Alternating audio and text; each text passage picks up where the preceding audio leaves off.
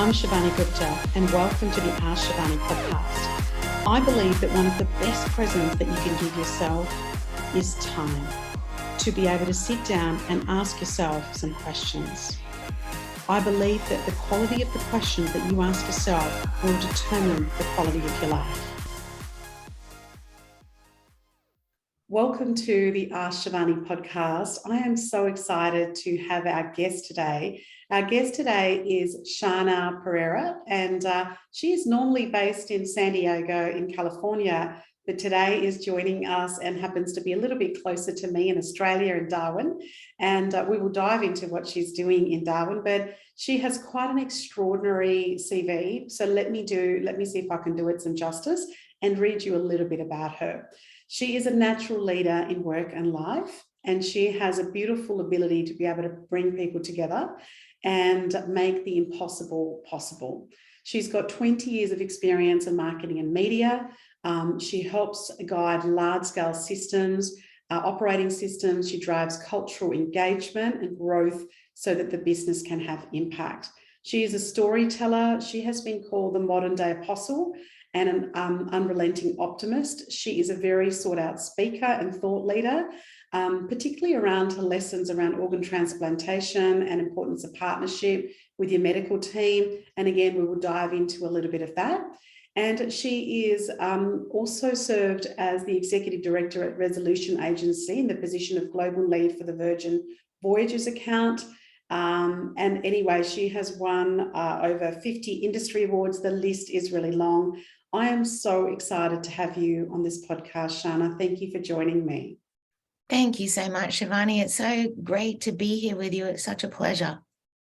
And Shana, when I read this extraordinary CV and even just connecting with you today, one of the questions that I always have is, what have been some of the highlights and the lowlights of your life? What have been the things that have really transformed you into who you are? Would you share with us? And sometimes they don't mean a lot for anybody else, but for you, there've been those transformative moments. So tell us a little bit about that. Yeah, for sure. So I was born here in Darwin, Australia, and I do have to say that it was very much a highlight. I was born into a Portuguese and East Timorese family that were refugees to Australia from East Timor. And having them come from a war-torn country, uprooted and immigrated to Australia, really gave me the resilience and the attitude, and I think the grit that I have been known to exude.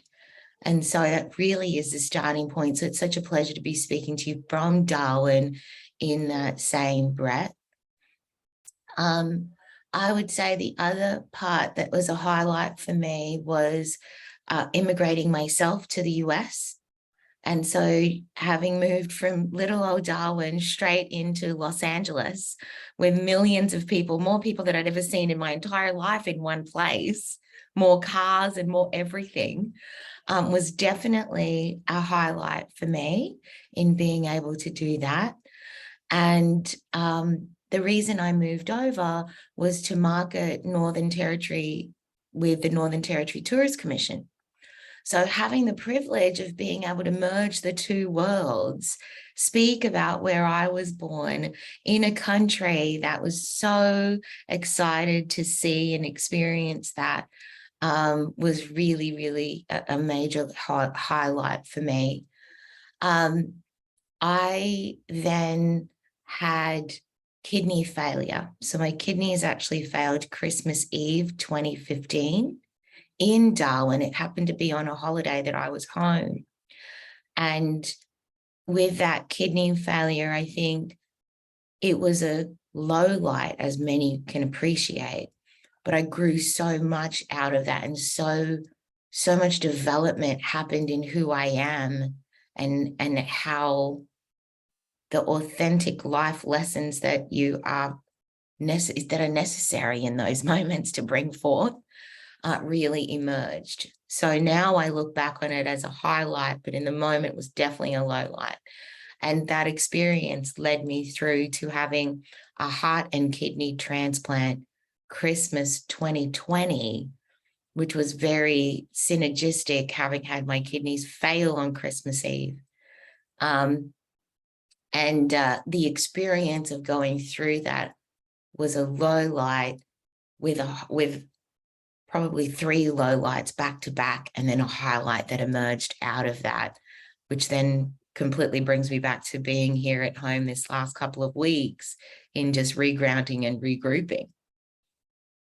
Wow, that's incredible. And not many people, Shana, go through that much. And I just loved how quickly you were able to frame that in highlights and lowlights. And what did you say? 3 back-to-back lowlights that then, turned into a highlight. And so, obviously, I look at, we all have these challenges, Shana, in our business life, in our personal life. You've just alluded to some of them. And some people deal with challenges, through philosophies. Some people have a process. Some people, we all, I guess, address the challenges that come our way differently. Yeah. I'm really curious in terms of how you address challenges. And so, do you have a methodology or a process or a ritual? What do you do? And obviously you've gone through a lot of things physically over the last 7 years, let alone before that you've shared just with me. To tell me a bit about the challenges when they come your way and how you go about navigating through them. Yeah, thank you, Shivani. It's a really amazing question. This is why I say it was a highlight, because I've had the privilege to practice. The first thing I'll say is I remember that I'm human, and that what comes along with our humanity is the entire range of emotions. And I truly give myself the space to have them. If I'm angry, people say to me, I do everything at 100%. If I'm angry, I'm really angry. If I'm happy, I'm really happy, right? Like I really let myself experience whatever is in the moment. And that for me, what's right there for me to share is how I deal with those crises and those challenges is by being present. There's so much of us that want to escape that moment. We want to run through it. We want to get past it. We're doing everything we can do to move it behind us. That it's almost like a current that the more you resist, the more you're coming up against it. And what I found was the surrender of being present. And what that means in practice is I acknowledge what is happening. If it hurts physically, I'll say, this physically hurts. I've had moments where I've been with a nurse and the nurse has to give me an IV, and we would take a pause and say, okay, just give me 1 second. This is going to hurt. I know it's going to hurt. I'm not going to pretend like it's going to be anything different. Let me just get ready for it by embracing it. And being present in that moment, I think, was the hardest thing, in vividly present, feeling the feeling, hearing the noises, feeling the smells, like actually really being there, which counterintuitively helped me get through it so much faster, because I wasn't trying to run away from it or trying to push through it. I just was like, okay, if this is what we're doing for the next 5 minutes, 5 hours, 10 days, this is what we're doing. We're okay. It's all going to work out. But right now I get it. It hurts, And so I really bring myself back into the present and consciously. And if that means I need a pause to be able to just be there with it, that's the biggest thing I try and do, is to really be in the moment. And it does feel and sound counterintuitive, but I found that it helped me go through it a lot faster. That's really beautiful. I get that at a theoretical level in my head about being present, and I think I try and be present, particularly with my kids. But I think your example of, knowing that IV was going to hurt, and feeling and smelling, and really almost all of your senses coming in, doing that. It's interesting, isn't it? I think there's certainly some feelings I avoid, Shana, being completely vulnerable and honest, because some of it is really difficult to embrace. And so, as you said, that, if you can embrace that and stay in the anger, then that's so important too. That's really beautiful. I'm going to think about that a bit more after long after our conversation, is finished. And so when I look at read your CV that I shared with the audience, Shana, and I, here in conversation with you, there are so many things that you have done, you felt, you've achieved. When you look at the future for you, and sometimes people only look a little bit out, maybe a month or a year, but other times people look out 20, 30, 50 years, like of legacies, etc. So whatever time frame that you look out, what are some of the things in the future? Like, what are some of your future aspirations that you want to do for you want to do, whether it's in your work or for yourself personally? Tell me about some of that, about your future things that you want to do. Yeah. So when I had my heart and kidney transplant, Shivani, if I can take a little bit of a flashback to answer the future question, the experience that I had in that moment was my kidneys were failing. I'd finally found a donor. I just had to do 2 tests. And in doing those 2 tests, they found out that first they found out one of my kidneys could have had cancer. Then they found out 2 days later, my heart was failing as well. So I thought I was going to die. Any future, anything that I had disappeared in an instant. I thought, that's it. I'm going to die. No one survives these 2 things that have come back to back. I very much believe in signs. I very much believe in synchronicities in the universe. I very much believe in that. And so for me, that was like, here's 3 signs back to back that I'm done. Like, this is a wrap. Fast forward, I was put on the kidney and heart transplant list on Christmas Eve by a bunch of synergies that you would just not believe could even come together in time for that. And the very next day, on Christmas Day, I receive a call that says, we have a heart and a kidney for you. The doctors say that is unbelievable, completely miraculous, that it never happens in one day. They were predicting 2 months at the fastest. So just that was a huge miracle. I flatlined 3 hours before surgery, and that's when it became even more prevalent. Now, picture this. At that point, I've got no future at all. I was thinking, if I just make it to next week, I'm winning. So I really didn't have any plan for the future. When I flatlined, I had what culture calls an NDE. Now, I was never particularly religious. I was born into a Catholic family. So we kind of had to be, right? Like it's just expected. I was never particularly religious at all. And when I flatlined, I had the NDE and I saw the hallway, the light, God, Jesus, the entire thing. In that moment, God says to me, you are to start a church with your best friend, all denomination, not with the intention to convert, but to demonstrate that we are all united simply because we are religious. I never intended religion to divide, only to unite. So when you ask me the question about what is in my future, I honestly don't necessarily plan. One of my friends said, you've got a minor problem. You hate going to church. I don't know how you're the one who's going to start a church.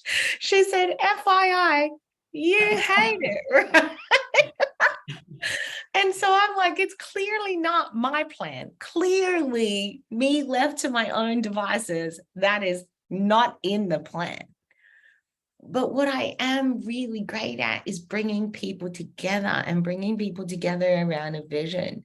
And so what has come from that experience is so many people have said to me that I give them hope. I'm an answered prayer.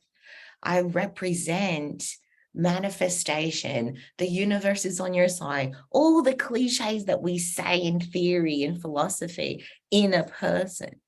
And so what has been my game plan has completely rearranged itself. And so what I've learned from that in the future is what I know that I am here to do is to bring people together. And what I know that there is for me is to share a story about a girl from the outback that is normal. You know, I don't have a college degree. I didn't have particularly high IQ, like nothing extraordinary that would say, you know, I wasn't a master at any particular thing, other than I think really just connecting and understanding authentically where someone else was coming from. And so what I see for the future is really building a community where people feel comfortable and completely at peace of being themselves and believing in something larger than themselves, whatever it is. Because I think that if we're reliant solely on our own two hands to get us through everything, then we're naturally limited because we are one person in a human experience. And so that's what I see for the future is I now am to share my story in occasions like this with you and continue to listen and feel out what feels right as the next step, knowing this context that I've been shared, that has been sacredly shared with me, that is what I'm meant to do. I don't even know the definition of it yet, other than to know that I am to continue to share, because every time I do, people share back to me that it impacts them in real life immediately. That following my story along, they've had better relationships with their children, that they have more authentic conversations that aren't surface level, that even when they go grocery shopping, they do it with just a little bit more of a sensory experience in the moment of recognizing that life is precious. And every minute that we spend, everywhere we spend every minute intentionally, it really does matter, because it's all of the minutes and when we spend that create what is next for us. So me coming back to Darwin as part of that is to really discover what is the next evolution of me. What does that look like? I've had the privilege by flatlining and coming back of truly having a completely fresh start. And so I think there's sort of like an end point, if you will, that has been given to me. And then I'm still discovering the steps in the middle. So yeah, that's really what I see. It's not as clear cut, if you will, as most, but I think that truly is what it means when you're on the plan that you were born for versus the one that is my design. Because left up to me, I would be, you know, a C-suite in a Fortune 50 company and continue my marketing and advertising career in that trajectory that is very traditional trajectory of where you would go. So this is throwing a bit of a spanner in the works of giving me a fresh start. So I think that's probably the biggest thing that has changed about me as well, is I was very planned out and intentional prior to this. And now there's more of a listening for what feels genuinely right as the next step. Wow. There was so much in that, Shana, that was so much in that. And, I've spoken to people that have had a NDE or near-death experience, and they've often had those really profound things that have come out of it. And it's almost like, these are my words, not yours, but it's almost like they have an accelerated path to where they're meant to be rather than meander for a bit longer. Like it almost brings them a little bit closer in a more accelerated way. That we're going to eventually get there, but they just get there a little bit faster through that NDE. That's amazing. And when it comes to your wellness, I know that you're now helping so many others. And sometimes I know for me, with a mum of young kids and running a business, and we run out of space and time for our own wellness. You certainly spoke about really feeling through the moment, not just, here in your head, but really living through the present moment. Are there other things, Shana, that you do for your wellness? Whether it's daily or weekly or even yearly, like, do you have certain things that you go, well, I need that, and I've now built that into my life in terms of your own wellness? Yes, absolutely. One of the main things is the pause, is what I call it. I could be in the middle of giving a talk in front of 1,000 people, and if I feel I really need to pause and I really need to take 5, I do it. That is very, very sacred for me, is if I just feel like things are moving way too quickly. Previously, I would grit my teeth and just go, just get it done. And it's all happening and this is all here and just, you've got it, just keep pushing through. I don't anymore. I pause. And I don't care what that means for anything else. If I need that, that's what I need. And it's very, very sacred for me.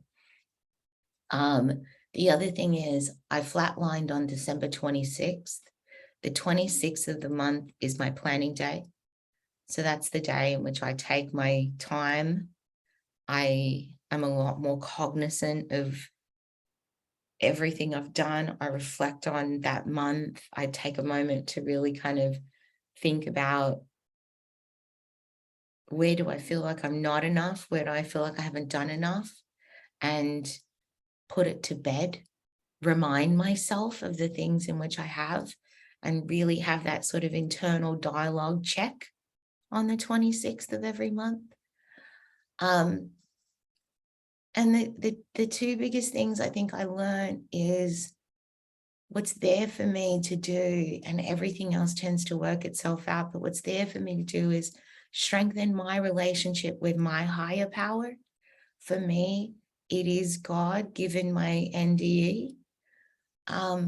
So I take time daily to really presence myself to what it is to be human, is what I think is quite a miracle. It's a practice that my aunt taught me when I was sick. And it's really about stopping, looking at something like a flower and beginning to ask yourself, how did it get there? Looking at the actual details of it, starting to look at the leaves and looking at all of the infrastructure that makes this little flower be, and all the things that have to come together in the universe just for this flower to be there for the moment for you to see it. And in reminding that there's so much more happening outside of us, that I'm like one piece of this greater process, right? I take a moment every day to do that. The other thing is that I really prioritize my well-being. It's very, very easy. It was very easy for me before to say to myself, I'm hungry, but I'm in a meeting. I'll eat in 2 hours when these 2 meetings are done. I'm really, really thirsty, but by the time I go over there and then have to come back, let me just finish this phone call, then I'll go and take care of what I need to. That has completely flipped for me. So now I eat when I'm hungry, I sleep when I'm tired, I wake up when I'm not tired anymore, whatever that is in whatever time that is. I drink when I'm thirsty. I really, really listen to my body truly, like a toddler. When you have a toddler, if they're hungry, they eat in that moment. They're not waiting for an hour or 2 until you're ready to feed them, right? And they won't stop until they're satisfied. And so that's been the biggest thing that I've flipped around in that ritual, is really taking care of my relationship with my higher power. And I tend to find the answers of whatever I'm dealing with by focusing on something that is as small as like outside of me. And then I really listen to my body. I don't have any alarms. I don't put an alarm on my phone to wake up, nothing like that. And I don't eat at lunch because it's lunchtime. I eat when I'm hungry, and I drink water when I'm thirsty. And, I really do listen to my body from that standpoint. I think those are the two things that have probably changed the most. The third is the pause. And the last one is the 26th of the month. That's just my special day that I might not do anything different externally, but I'm hyper aware of my inner dialogue, and I'm hyper aware of checking in of how have I been speaking to myself this month? Where do I feel like I'm not enough? Let me check in and remind whoever is telling me that I'm not enough that I am, and put that month away. And those would probably be the four things. So I try and keep it super simple, and really listening to myself. Beautiful, beautiful share. And thank you for sharing those experiences. And I love the fact that some of them are daily and some of them are yearly, like the 26th, and really building that into your ritual, knowing that that's happened for a reason. And Shana, if people want to find out more about you and your story and the work that you do, where are the best places for people to find you? Yeah, for sure. So you can find me on shanapereira.com. So on my website, it's probably the easiest way. There's a contact form. I answer all of the inquiries that come through. Personally, I really love to hear about people's stories, as well as if I can help in any way, I'm more than happy to.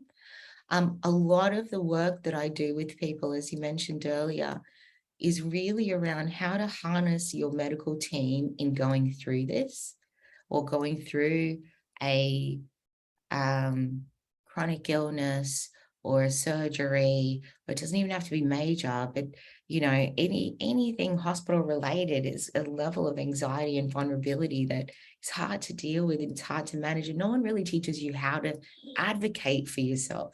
People say that, but they don't actually teach you how.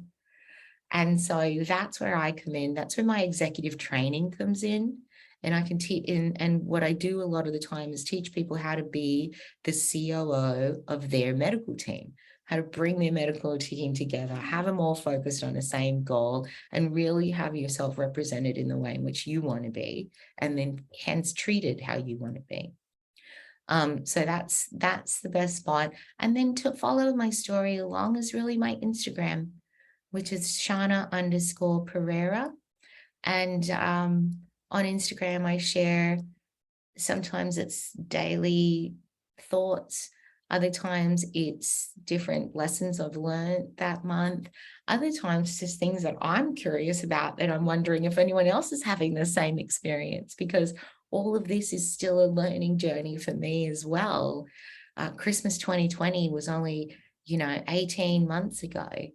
And so I'm still on my own journey. And that's why definitely sharing and hearing from other people who have experienced anything that they'd like to share with me, I'm so open to it. That's beautiful. And we'll put all of those details in at the bottom of the podcast. I'll stay in a moment and hang with you for a minute, but so grateful for your journey and so grateful for you sharing. It's been such a pleasure having you on. Thank you. Thank you so much, Shivani. Thank you so much.